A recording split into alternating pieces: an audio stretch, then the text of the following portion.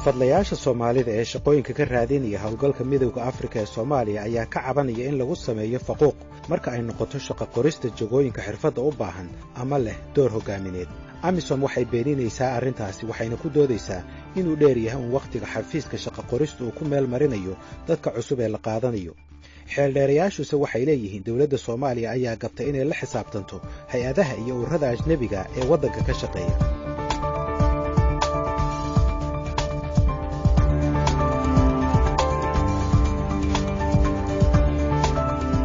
bishii Maarso ee sanadkii aynu soo dhaafnay ayaa 10 xirfadlayaal Soomaali ah waxay u fadhiisteen imtixaan ay ku hanweynaayeen inay ku helayaan shaqooyinka xirfadooda u qalma. shaqooyinkaasi waxaa xayeysiiyey ururka midowga Afrika. goobta imtixaanka lagu qaaday waxay ahayd Muqdisho waxaana fadhiyey saraakiil ka socotay midowga Afrika ee Addis Ababa iyo saraakiisha Amisom. haddii ay shaqada ku guulaystaan waxay rajaynayeen inay la shaqayn doonaan howlgalka nabad ilaalinta midowga Afrika ee Amisom. 13 bilood kadib 10kaasi qof weli Amisom iyo midowga Afrika shaqo kama aysan helin. Mona Casir Maxamed waxay ka mid ahayd 10 qof ee shaqadaasi codsaday. si gaarana waxay u ahayd gabadha kaliya ee ku jirtay shaqaalaha u sharaxnaa jagooyinkaasi. 10 wiil iyo anigoo gabar ah yaan meesha ku tagnay. taasay hawsha marka hore ku bilowday. laakiin in gaabkan intaan u galaayo oo aan weytin ugu jirayno waxay nagu noqotay nafsirkeena wax oo fajac ah oo aad nooga yaabiyay. in lagu yiraahdo imtixaankii waad ku guulaysatay intaana gaabaad ku sii jiraysaa oo weli ma cadda xilliga aan ku shaqaala siinayno. waxa kale oo VOA ay wareysatay 2 ka mid ah dadka imtixaankaasi galay oo shaqadaasi codsaday. xogta ay siiyeen waxay la mid ahayd tan ay bixisay Mona Casir Maxamed.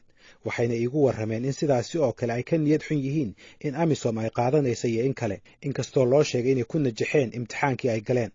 dhowr toddobaad kadib imtixaanka ay galeen ayaa qaar ka mid a waxay xiriir la sameeyeen Amisom ay kaga codsanayaan in lala socodsiiyo halka ay marayaan araajidoodu.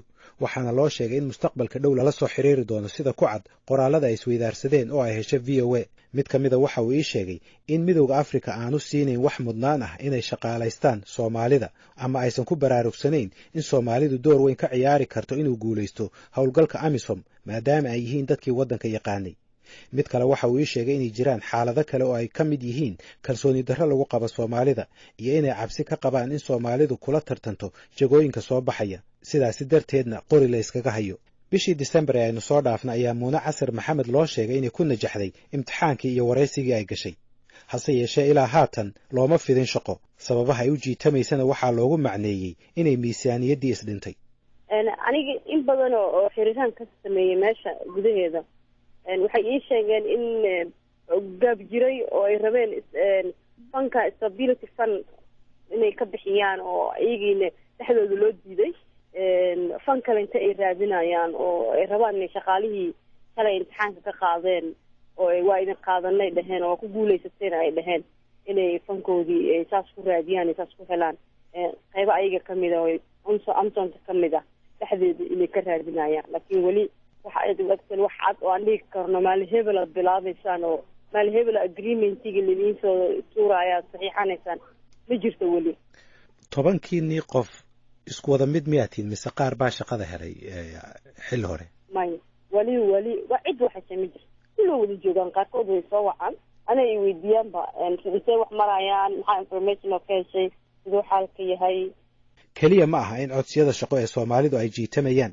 xaqiiqadii kooxdan waxay noqon lahaayeen kuwii ugu horreeyay ee Soomaali ah ee qandaraas shaqo oo u dhigma xirfadooda ka hela midowga Afrika gaar ahaan howlgalkiisa Soomaaliya tan iyo intii howlgalkaasi uu shaqada bilaabay 11 sano ka hor.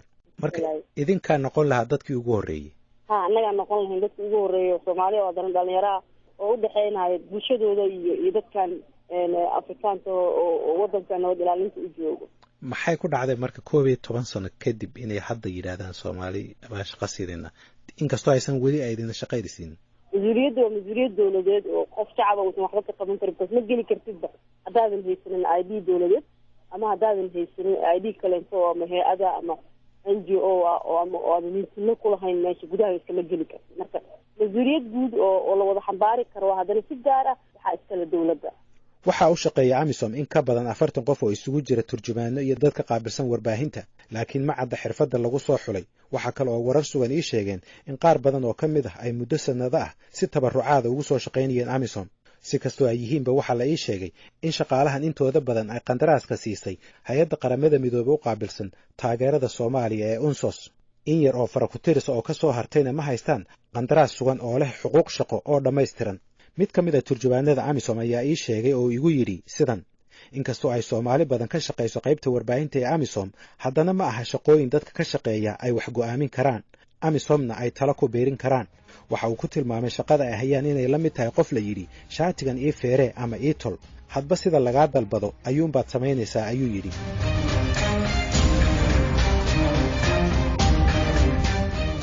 dhinaca kale waxaa warqad qoray xafiiska ra'iisul wasaaraha dhalinyaro xirfadlayaal ah oo ku cabanaya inaysan suurtagal ahayn inay shaqo ka helaan amisom waxayna ka codsanayeen dowladda in lasoo farageliyo waxay v o a heshay warqadda ay xirfadlayaashaasi soomaalida qoreen dadka ay u direenna waxaa ka mid ah ra'iisul wasaare xasan cali khayre waxayna ka codsanayeen in wax laga qabto shaqola'aanta dhalinyarada gaar ahaan fursad la'aanta ka jirta howlgalka midowda afrika ee amisom waxay qoraalkooda ku sheegeen dhallinyaradaasi in muddo 3 sano ahba ay midowda afrika xayeysiinayeen shaqooyin soomaaliya ka soo baxay balse saraakiisha ka tirsan midowda afrika ee soomaaliya ay ka hor yimaadeen qorshaha shaqaalaynta soomaalida iyaga oo soo xiganaya arrimo la xidhiira dhinaca kalsoonida sida ay ku sheegeen qoraalkooda ereyga kalsooni darrada ee la sheegay inay qabaan qaar ka mid a shaqaalaha ajaanibta ee u shaqeeya amisom waxaa ii sheegay oo aan afkooda ka maqlay 4 qof oo isugu jira soomaali iyo ajaanib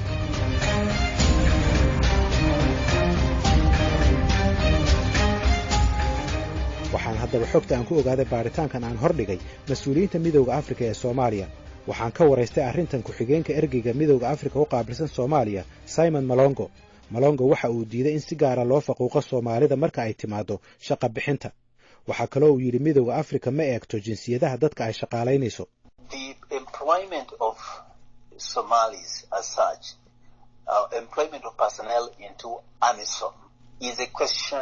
of the African Union Commission Human Resources Department. They're the ones who advertise, they're the ones who recruit, they're the ones who post staff into AMISOM.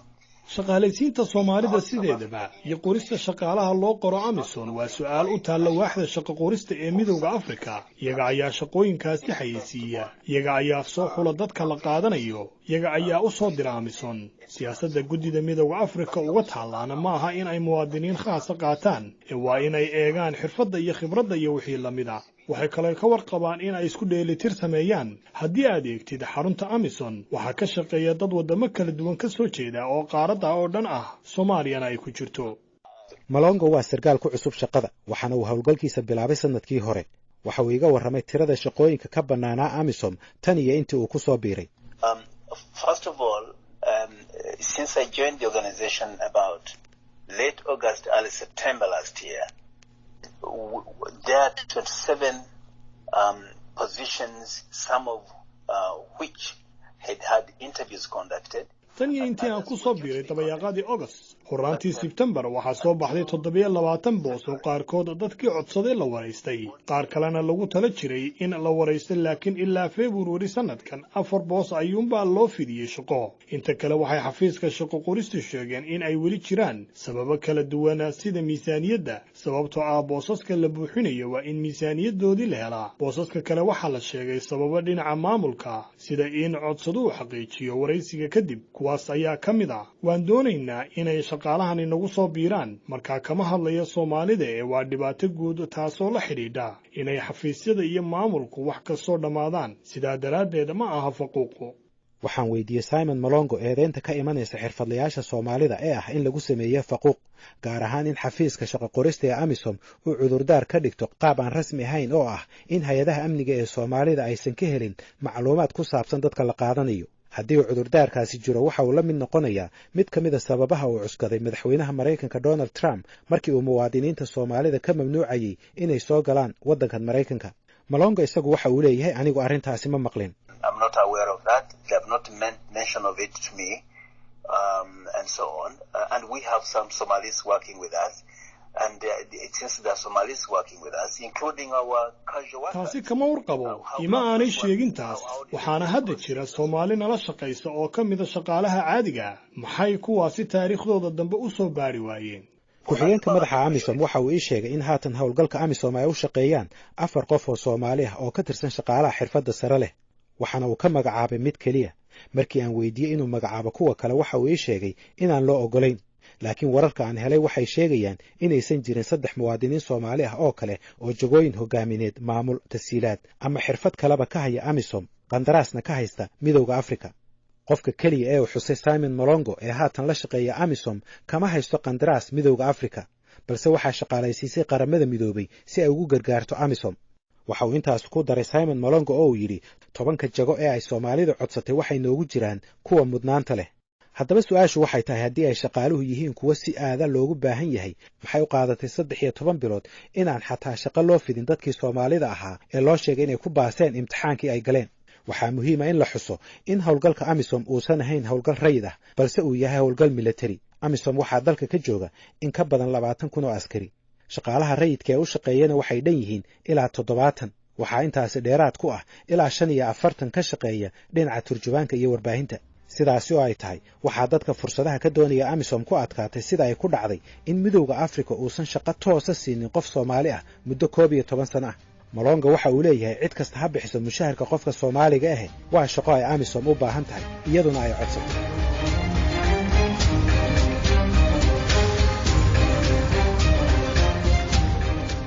macadda haddaba waxa ay dawladda Soomaaliya ka qabatay arrintan. ilaa haatanna waxaan sugaynaa in dawladda Soomaaliya ay sharaxdo siyaasadeeda ku aadan xuquuqda shaqaalaha Soomaalida. waxaanse la hadlay guddiga baarlamaanka u qaabilsan shaqada iyo arrimaha bulshada. gudoomiyaha guddigaas xildhibaan Cali Sheekh Cusmaan Cali Jawhar waxa uu ii sheegay in sharci qaabilsan shaqada ay ka shaqaynayso dawladda Soomaaliya, hase yeeshee ay ahayd inay dawladdu ogaato xaaladdan dadka shaqooyinka ka codsanaya AMISOM iyo xarumaha ay ka shaqeeyaan ururadani. waxaan dareemayaa runtii markii laga hadlo AMISOMtaas iyo dawladda Soomaaliya inaysan xiriir wanaagsan lahayn, bal waxaan filayaa xataa shaqaalaha ka shaqeeya AMISOMta halkaa inaan canshuur laga qaadin baan filayaa, oo ayagu iska shaqeeyaan iskoona isaga baxan. marka wax control weyn ilaa hadda looma hayo iyo wax la xisaabtantoona. waa gartay laakiin AMISOM laftigeeda ayay wax u dhimaysaa Soomaa. hadda waxaa tiri way naga yara go'an yihiin oo garoonka ku jiraan, dawladdiina dibadday joogtaa. haddii laakiin shaqaale Soomaali oo xirfad leh oo jagooyin hogaamineed haya oo siyaasadda ka shaqeynaya, arrimaha maamulka ka shaqeynaya, way isku xiri lahayn, isku soo dhaweyn lahayn Soomaa dawladdii AMISOM. way isku soo dhaweyn lahayn runtii, laakiin ilaa hadda anugu dareenka igu jira waxay tahay inay shaqaalo badan meesha ka shaqeeyaan. shaqaalahaas oo ajnabi ah aysan ka shaqeynin, welibana shaqaalo badan oo Soomaali aysan ka shaqeynin baan rajeynayaa. xirfadaha ay ka shaqeeyaanna waa xataa wax fara badan oo qaban karaan shaqaalaha Soomaalidu ay qaban karaan. waxaa kamid a dhismayow baa kamid a aad u tiro badan oo gudaha laga wado airportka iyo meelahaas Soomaaliduna way qaban kartaa. marka waxaan filayaa inaan connect inaan lahayn banuma badan.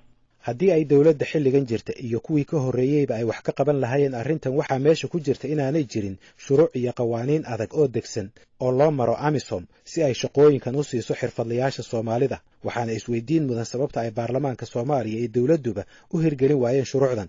mid ka mid ah heshiisyada lala gala AMISOM waxaa la saxeexay 6 bishii Maarso ee 2007, maalin ka hor markii askarigii ugu horreeyay AMISOM uu soo galay waddanka. heshiiskan oo ay wada galeen Midowga Afrika iyo Soomaaliya waxaa lagu saxeexay magaalada Addis Ababa, waxaana qodobkiisa 13 ku qoran sidan: AMISOM waxay shaqaale ka qoran kartaa gudaha waddanka hadba sida ay ugu baahato fulinta hawsheeda.